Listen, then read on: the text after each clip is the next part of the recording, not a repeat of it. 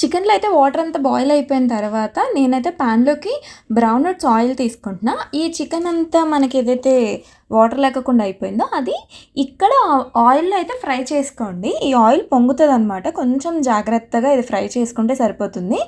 ఎక్కువ హై ఫ్లేమ్లో పెట్టుకోకుండా సిమ్లో మనమైతే దీన్ని మంచిగా ఫ్రై చేస్తే ఏమవుతుందంటే ఇన్సైడ్ నుంచి మనకి మంచి ఫ్రై అవుతుందండి. లేదనుకోండి పైన ఒకటే ఫ్రై అయిపోయి లోపల ఫ్రై అవ్వదు. అందుకని లో ఫ్లేమ్లో దీన్నైతే మనం మంచిగా ఫ్రై చేసుకుంటే బెటర్ అనమాట.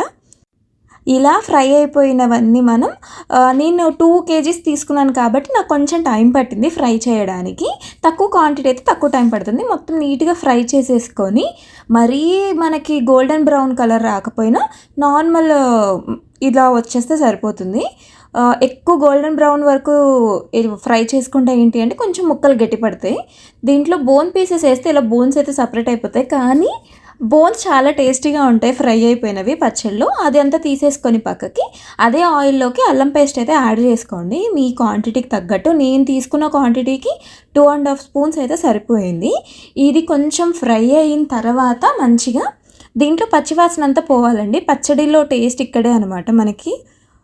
ఇది పోయిన తర్వాత పచ్చివాసన అంతా పోయింది అనుకున్నప్పుడు అప్పుడు చిల్లీ పౌడర్ అయితే యాడ్ చేసుకోండి. Chilli powder, salt, chilli powder తగ్గట్టుగా ఇక్కడ యాడ్ చేసుకోండి. ఇఫ్ ఇన్ కేస్ మీకు తగ్గింది అనుకుంటే మళ్ళీ కొంచెం ఆయిల్ హీట్ చేసి ఇలా ఫ్రై చేసి యాడ్ చేసుకోవచ్చు.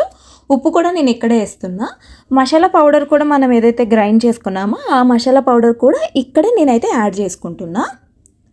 ఇది ఫ్రై అయిపోయిన తర్వాత ఇలా ఇది కూడా ఇక్కడ నేను గ్రైండ్ చేసుకున్న మసాలా పౌడర్ కూడా యాడ్ చేసుకొని ఇదంతా కొంచెం మనకి ఏ దాంట్లో నుంచి కూడా పచ్చి స్మెల్ రావట్లేదు అనుకున్నప్పుడు మనం ఈ ఫ్రై అయిపోయిన దాంట్లోకి చికెన్ అంతా వేసుకొని మిక్స్ చేసేసుకొని ఫుల్గా చల్లారిన తర్వాతనే లెమన్ జ్యూస్ అయితే యాడ్ చేసుకోవాలి.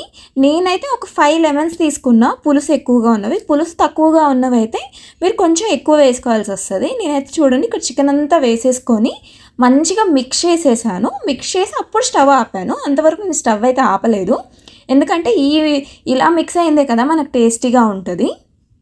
చికెన్లోకి ఆల్రెడీ మనం ఉప్పు వేసాం కాబట్టి ఇక్కడ ఉప్పు చూసుకొని యాడ్ చేసుకోవడం బెటర్ అనమాట. మీరు దించేసుకున్నాకనే ఉప్పు అడ్జస్ట్ చేసుకోవచ్చు, ప్రాబ్లం లేదు. ఇక్కడ కొంచెం మీరు లెమన్ జ్యూస్ ఒకటి ఫుల్గా చల్లారిపోయిన తర్వాత వేసేసుకుంటే సరిపోతుంది. వేడి మీద వేయకండి, చేదైపోతుంది. నిమ్మరసం వేసుకొని ఉప్పు అది చెక్ చేసుకోండి, అంతేనండి. చాలా సింపుల్ ప్రాసెస్ అండి. తప్పకుండా ట్రై చేయండి. ట్రై చేసి ఎలా ఉందన్నది కామెంట్ చేయండి. Thank you.